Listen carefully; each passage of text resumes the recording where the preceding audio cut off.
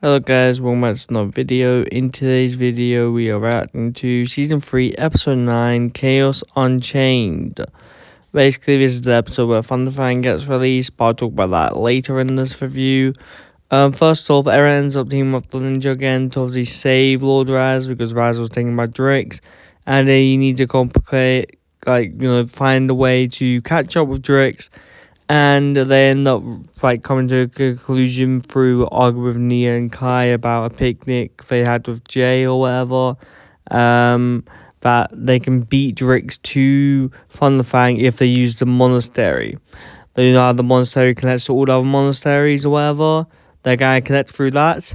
And also, before they end up leaving, we get this climax of Sora and Eren apologizing to each other. Eren ends up saying that it's his fault and apologizes to Sora before she can finish her apology, but Sora still apologizes either way, and they kind of sort of make up or whatever. It was really nice, and it was definitely well deserved because the whole season, I'm like, Aaron's been annoying to me. It's just not him, it's just his character in general, but I just don't like evil Aaron, I guess. Like I said before in my reviews, I'm not the biggest fan of both the characters, but that's just me being an old school Ninjago fan, I guess. Something I will say that we saw in episode 1 is Frack using his thing. You could tell how the corruption of the Shadow Spin has kind of corrupted his way of thinking that chaos is the best way. He's since corrected that from where it appears. He doesn't actually think that anymore.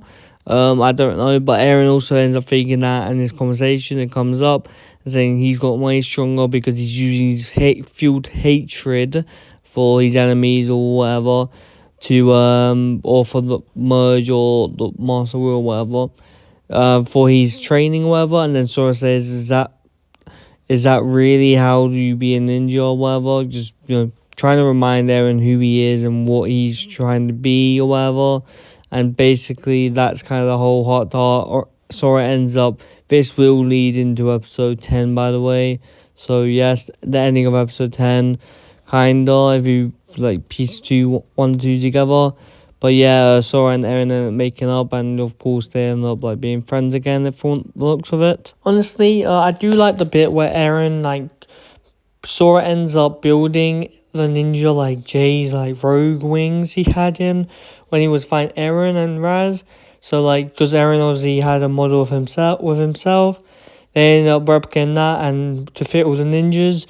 So that also leads to an aerial battle later on. And honestly, the Forbidden Five here, I will say, they are playing a game of keep away with the prismatic blades. After catch off Drix, they're basically playing keep away with the prismatic blades.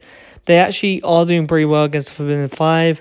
The only time they fumble is there. Lloyd actually trusts Eren with the blades and doesn't bother helping him out. However, he's just trying to defend the Forbidden Five from getting near Eren and tells Eren to run away or whatever.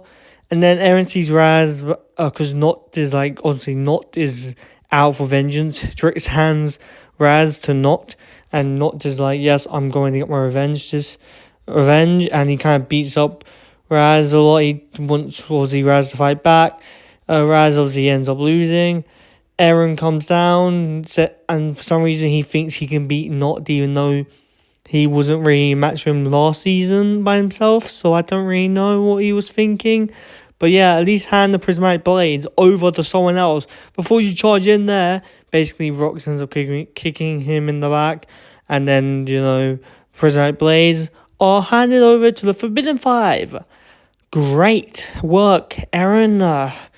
He does feel remorse, I think, the next episode, but only for a split second. He doesn't really care. That should be you should at least feel a bit more sad that your choice has allowed Thunderfang to be free. Regardless, Thunderfang, surprise, surprise to no one, he betrays the Forbidden Five. It's been a common trope of people getting betrayed in Ninjago, so I'm not too shocked about that. But anyway, at the end, Thunderfang roars because he's free, and that's what the episode ends on. So yes, if I had to rate this episode out of 10, I would give it a solid 10 out of 10. I actually do like a lot of stuff. The fight scenes were cool. The keep away kind of reminds me of season 7, where they're achieving the time blade away from the snake people. Of course, to a much larger extent, they're doing pretty well. If Forbidden 5 gets it, the ninja end up getting it back. If Forbidden 5 gets it, it was like a constant going on. Basically, everyone at least majority of people end up touching the prismatic blade before Thunder Fighting eventually gets released. So I think a 10 out of 10 does to it. Honestly speaking, it is one more review until I've completed my reviews on the season. And then I'll do a season 3 discussion where I discuss the whole season as a whole, whether it's good or bad. You can pretty judge on what I'm going to say if you've watched all my reviews. So yes, I'll see you guys for that. But obviously, I need to do tomorrow. I need to do episode 10's review, which will probably be out tomorrow. Or it'll be out really late today. I don't really know. But make sure to subscribe and do all that great stuff. It does help me. And depending on if it doesn't get copyrighted, there should be a lot of background stuff in this thing. And if that's like your way of, if that's like how you like me editing my videos, fair enough. Because honestly, it is fun to edit it like this way. It's just it's a lot more work and effort. But I don't really mind that. Yeah, I think it's pretty better to edit my videos this way anyway. Okay, without further ado, I'll see you guys next time. And bye.